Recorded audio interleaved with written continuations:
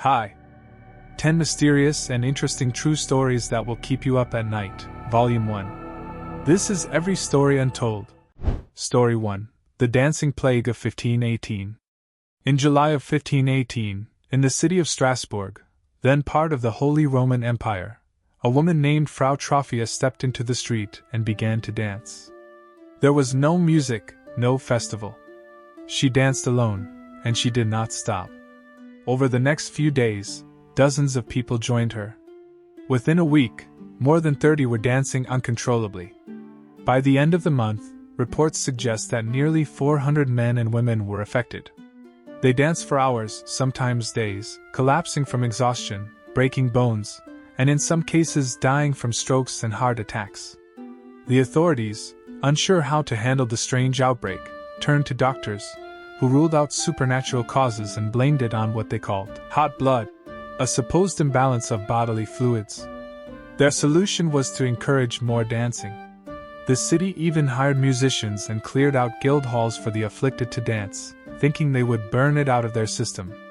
This only made matters worse. The episode lasted for several months before it gradually ended in September. Explanations remain uncertain. Some scholars argue that it may have been mass hysteria triggered by stress and disease, worsened by the poor living conditions of the time. Others point to ergot poisoning, a hallucinogenic mold that grows on damp rye bread, though this doesn't fully explain the synchronized, compulsive behavior. The event is not unique to Strasbourg. Smaller outbreaks of dancing mania were recorded in Europe between the 14th and 17th centuries, but none reached the scale of 1518. To this day, historians cannot fully explain what drove hundreds of people to dance themselves to death. Story 2. The Great Emu War of 1932. In late 1932, Australian farmers faced a crisis. After World War I, many veterans had been given land in Western Australia to farm wheat. But the soil was poor, the harvests were small, and then came the emus. Tens of thousands of emus migrated from the inland toward the coast in search of food and water. They descended on farmlands in massive flocks, trampling crops and destroying fences. With the Great Depression already straining the economy, farmers demanded government help. In November 1932, the Minister of Defense approved a plan. Soldiers armed with 2 Lewis machine guns and 10,000 rounds of ammunition would be deployed against the birds. The operation was led by Major G.P.W. Meredith. The results were embarrassing. The emus proved fast and resilient. They ran up to 30 miles per hour, scattered into smaller groups, and often disappeared into scrubland before soldiers could fire. One attempt to mount a machine gun on a truck failed because the birds outran the vehicle across rough ground. After nearly a month of pursuit, the soldiers had fired thousands of rounds but killed relatively few birds. By some estimates, only a few hundred. Reports claimed that some emus could survive multiple bullets before collapsing. Farmers joked that the birds were more organized than the military. By December, the government called off the operation. Newspapers dubbed it the Great Emu War, and the emus were said to have won. In reality, later bounty hunting programs, where civilians were paid for emu carcasses, proved more effective in controlling their numbers. The Emu War remains a curious episode in history, one of the few times a national army officially declared war on wildlife, only to withdraw in defeat. Story 3. The Tunguska Event of 1908. On the morning of June 30, 1908, a massive explosion occurred over a remote part of Siberia near the Tunguska River. Witnesses described a fireball crossing the sky, followed by a series of deafening booms. The shockwave flattened an estimated 80 million trees over an area of about 800 square miles. Despite the scale of the blast, there were no confirmed human casualties, though a few local reindeer herders were reportedly injured. People as far as 40 miles away were thrown off their feet, and windows shattered hundreds of miles distant. The shockwave was so powerful it circled the Earth twice, measurable on barometers worldwide. Nights across Europe and Asia glowed brightly for weeks afterward, likely due to fine particles scattered high in the atmosphere. For decades, the cause of the Tunguska event was a mystery. When Soviet expeditions finally reached the site in 1927, They found no crater, only a radial pattern of scorched, flattened forest. Soil samples contained tiny glassy fragments consistent with meteoritic material. The most widely accepted theory today is that a stony asteroid or comet about 150 to 200 feet wide entered the atmosphere and exploded in the air at an altitude of 5 to 10 kilometers. The energy release is estimated at 10 to 15 megatons, roughly 1,000 times the power of the atomic bomb dropped on Hiroshima. Alternative theories have circulated, ranging from volcanic gas eruptions to UFO crashes, but none have been supported by evidence. Even now, scientists continue to study the event as a reminder of how vulnerable Earth is to near-Earth objects. Story 4: The Night Witches. During World War II, the Soviet Union formed several all-female aviation regiments. Among them, the most famous was the 588th Night Bomber Regiment, nicknamed the Night Witches, by German soldiers. The regiment was made up of young women, many in their late teens or early 20s.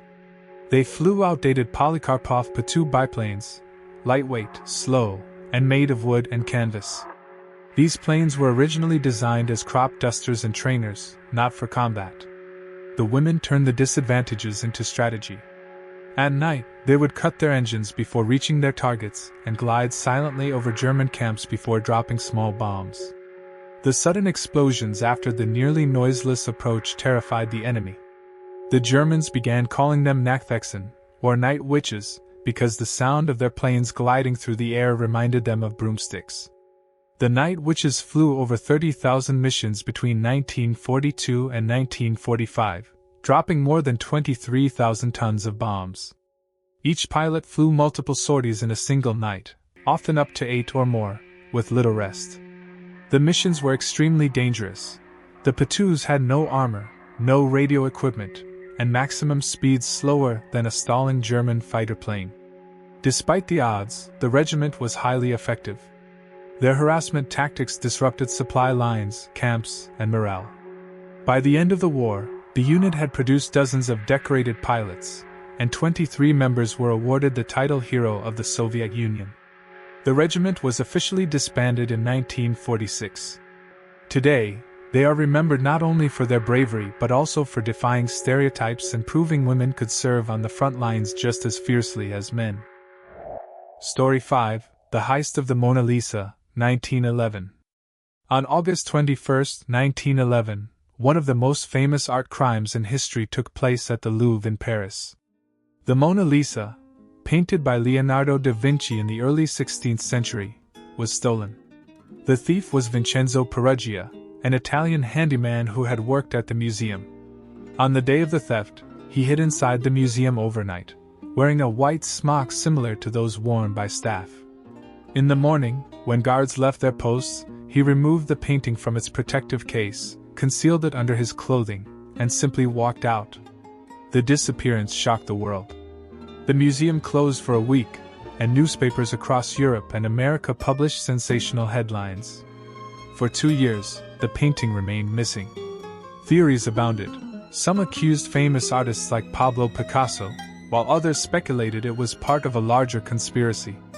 In reality, Peruggia had hidden the painting in a trunk in his Paris apartment.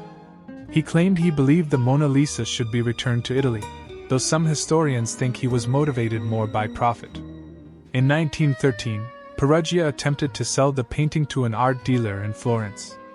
Instead, the dealer contacted the police, and the Mona Lisa was recovered. After a brief tour of Italy, it was returned to the Louvre in 1914. Ironically, the theft only increased the painting's fame. Before 1911, the Mona Lisa was respected but not yet the global icon it is today. The crime, and the publicity around it, transformed it into the most recognizable artwork in the world. Story 6: The Dyatlov Pass Incident, 1959. In February 1959, 9 experienced hikers from the Ural Polytechnic Institute set out on a skiing expedition in the Ural Mountains of the Soviet Union. Their leader was Igor Dyatlov, and the group included 7 men and 2 women, all young and skilled in winter trekking. They never returned. Search teams later discovered their abandoned tent on the slopes of Kholat Syakhl, a mountain whose name in the local Mansi language means Mountain of the Dead. The tent had been cut open from the inside. The hikers' boots, coats, and belongings were left behind. Footprints in the snow led downhill, where the bodies were eventually found in different locations. Some were partially dressed, as though they had fled in a rush. Several showed signs of violent injuries.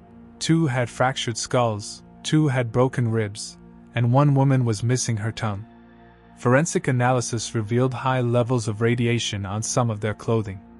The Soviet investigation concluded only that the hikers died from an unknown compelling force. Files were classified, and secrecy fueled speculation. Theories range widely. Some suggest an avalanche or sudden wind phenomenon forced the hikers to abandon their tent. Others propose military testing, since the area was used for secret weapons experiments. UFO sightings were also reported in the region that winter. In 2019, Russian authorities reopened the case, and in 2020 they concluded that an avalanche was the most likely cause. However, many researchers and enthusiasts remain unconvinced, pointing to inconsistencies in the injuries and a lack of clear avalanche evidence. The Dyatlov Pass Incident remains one of the most enduring mysteries of the 20th century, an event where a skilled group of young explorers met a violent, unexplained end in the frozen wilderness. Story 7. The Mary Celeste, 1872. On December 4, 1872, a British ship called the Dei Grazia spotted another vessel drifting aimlessly in the Atlantic Ocean, about 400 miles east of the Azores. It was the Mary Celeste, an American merchant brigantine. When the crew of the Dei Grazia boarded her, they found the ship in good condition. The cargo of 1,700 barrels of industrial alcohol was intact.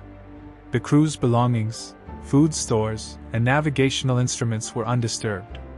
But the ship's lifeboat was missing, and there was no sign of Captain Benjamin Briggs, his wife and young daughter, or the 7 crew members. The last log entry was dated 10 days earlier and gave no indication of trouble. Theories about what happened have circulated for over a century. Explanations range from piracy to mutiny to natural disasters such as waterspouts. Some suggest fumes from leaking alcohol caused the crew to abandon ship hastily, fearing an explosion. No bodies were ever found, and no definitive explanation has been proven. The Mary Celeste remains one of the most famous maritime mysteries, a ship discovered perfectly seaworthy, but utterly abandoned. Story 8. The Black Knight Satellite. For decades, conspiracy theories have circulated about an object supposedly orbiting Earth, known as the Black Knight Satellite. Reports trace back to 1954, when newspapers claimed the U.S. Air Force had detected 2 unknown satellites orbiting Earth, despite the fact that neither the United States nor the Soviet Union had launched one yet. Later, in 1960, a U.S. Navy radar system designed to track Sputnik detected an unusual object in polar orbit, which was uncommon at the time. In 1973, writer Duncan Lunnan suggested that mysterious signals recorded by Norwegian scientists in the 1920s could have been messages from an ancient alien satellite. NASA photographs released in 1998, taken during a space shuttle mission, showed an oddly shaped piece of thermal blanket debris, which some claimed was evidence of the Black Knight. Skeptics point out that the story is a patchwork of unrelated events, misinterpretations, and space junk sightings. Still, the legend of the Black Knight satellite has become a cornerstone of space-related conspiracy lore, an object that some insist has been orbiting Earth for thousands of years, watching humanity. Story 9. The Mystery of D.B. Cooper, 1971. On November 24, 1971, a man known only as Dan Cooper, later misreported as D.B. Cooper, boarded Northwest Orient Airlines Flight 305 from Portland to Seattle. He was described as a middle-aged man wearing a suit, tie, and sunglasses. Shortly after takeoff, he handed a note to a flight attendant, claiming he had a bomb in his briefcase. He demanded $200,000 in cash and 4 parachutes. When the plane landed in Seattle, his demands were met, and he released the passengers in exchange for the money and parachutes. With only the crew remaining, Cooper ordered the plane to take off again, heading south toward Mexico at low altitude and slow speed. Somewhere over southwestern Washington, he lowered the rear stairway and parachuted into the night. Despite one of the largest manhunts in U.S. history, Cooper was never found. The FBI investigated thousands of suspects over the decades, but no one was conclusively identified. In 1980, a young boy discovered $5,800 in decaying bills buried along the Columbia River, money that matched Cooper's ransom. Theories about Cooper's fate range from drowning in the wilderness to living quietly under a new identity. In 2016, the FBI officially closed the case, making it one of the greatest unsolved crimes in U.S. history. Story 10: The Taos Hum. Since the early 1990s, residents of Taos, New Mexico, have reported hearing a mysterious low-frequency humming sound, often described as a faint diesel engine idling in the distance. The phenomenon is known as the Taos Hum. Only about 2% of the local population claim to hear it, yet the accounts are remarkably consistent. Those who hear it describe it as a persistent droning or buzzing, often more noticeable indoors than outdoors. For some, it causes headaches, dizziness, or sleep disturbances. In 1993, the U.S. Congress asked scientists to investigate. Teams from the University of New Mexico, Los Alamos National Laboratory, and Sandia National Laboratories conducted studies, measuring sound levels and interviewing residents. They could find no consistent external source. No industrial equipment, no electrical systems, and no seismic activity explained it. Similar hums have been reported in other locations worldwide, including Bristol in the UK, Windsor in Canada, and Kokomo, Indiana, but no single cause has been identified. Hypotheses range from tinnitus and psychological factors to electromagnetic interference and secret military testing. To this day, the Taos Hum remains unexplained. For those who hear it, it is a constant reminder that not all mysteries are distant in time or place. Some hum quietly in our own backyards. Thank you for watching. This has been Every Story Untold. Goodbye.